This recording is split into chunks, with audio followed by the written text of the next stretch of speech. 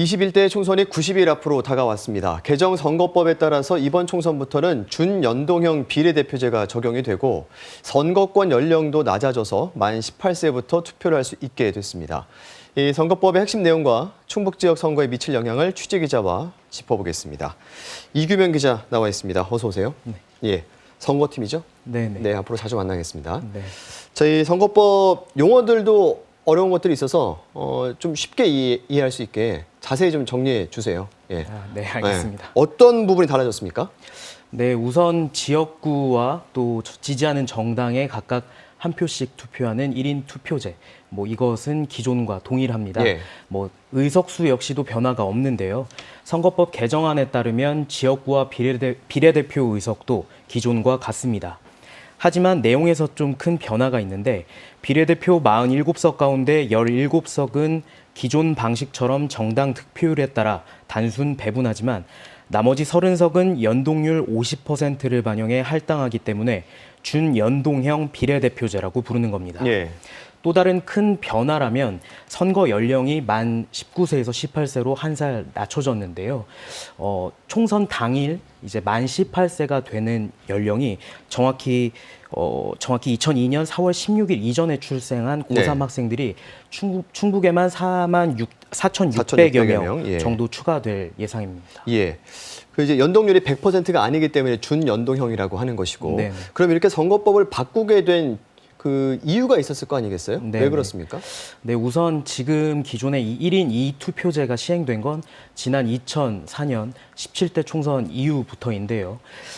지역구에서 최다 득표한 후보가 선거구에서 당선되는 소선거구제와 정당 득표율에 따라 비례대표 의원수를 결정하는 병립형 비례대표제로 나누어 운영된 겁니다. 예. 선거제도 개정안은 지금 그 절충안이라고 볼 수 있는데요. 사표를 방지하고 거대 정당의 독식 구조를 개선하자는 취지입니다. 지금까지는 단 한 표라도 더 얻은 후보가 해당 선거구를 이제 독차지하게 되는 예. 상황이다 보니 필연적으로 사표가 많이 발생할 수밖에 없거든요. 이걸 좀 줄여보자는 겁니다. 그리고 유권자들의 이제 의사 역시 보다 예. 이렇게 다양해지고 있다 보니 예. 이제 작은 정당이라 하더라도 지지율에 따라서 보다 이제 국회 입성이 좀 용이할 수 있도록 이 선거 제도가 바뀌어야 하는 거 아니냐 이런 여론들이 지금의 이 선거 개혁을 이제 이끌어낸 것 같습니다. 예. 자, 그러면 그동안 이제 기존 제도에 따라서 버려졌던 표들, 그러니까 사표가 얼마나 많이 발생했었습니까? 네, 실제로 저도 알아보고 참 놀랐는데요. 예. 사표 발생을 지난 1인 2투표제가 시행됐던 지난 17대 총선 이후로 한번 살펴봤습니다. 예. 네, 역대 선거구별 이제 사표 발생률을 살펴보면 정말 어마어마하게 많았거든요.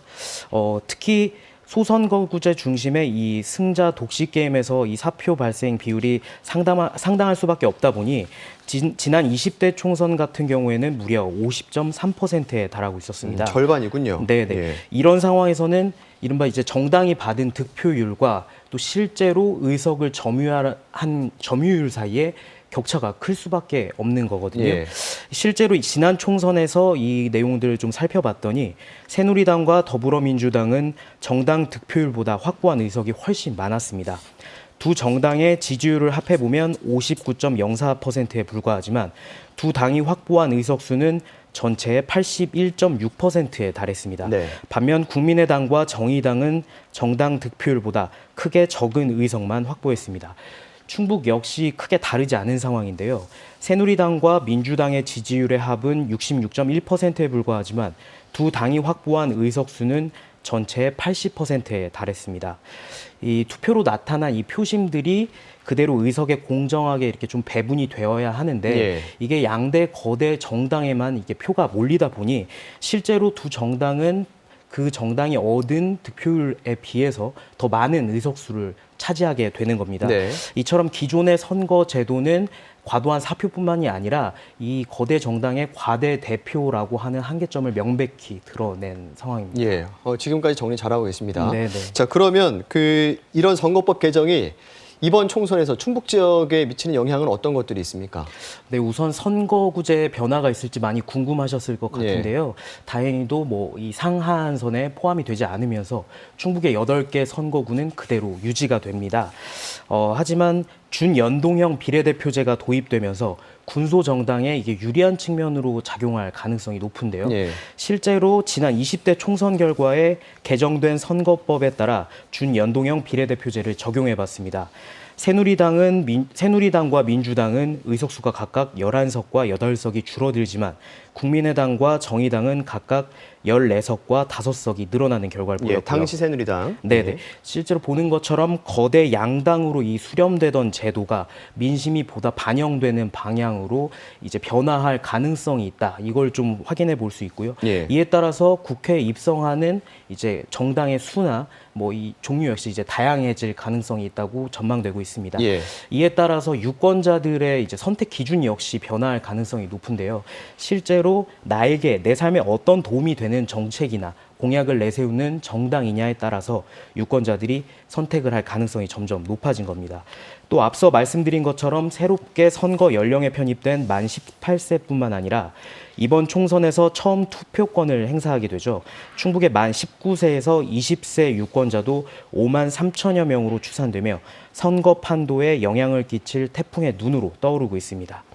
하지만 이 개정된 선거법 이 원안과 다르게 많은 부분들이 수정되다 보니까 실제로 이 연동률이라던가 비례대표 의석이 늘지가 못했어요. 그래서 뭐 이게 찻잔 속의 태풍으로 그치는 거 아니냐 이런 우려도 나오고 있습니다. 네, 이규명 기자가 정리한 내용이 우리 시청자들께 좀 도움이 됐으면 좋겠습니다. 오늘 말씀 여기까지 나누겠습니다. 고맙습니다. 네.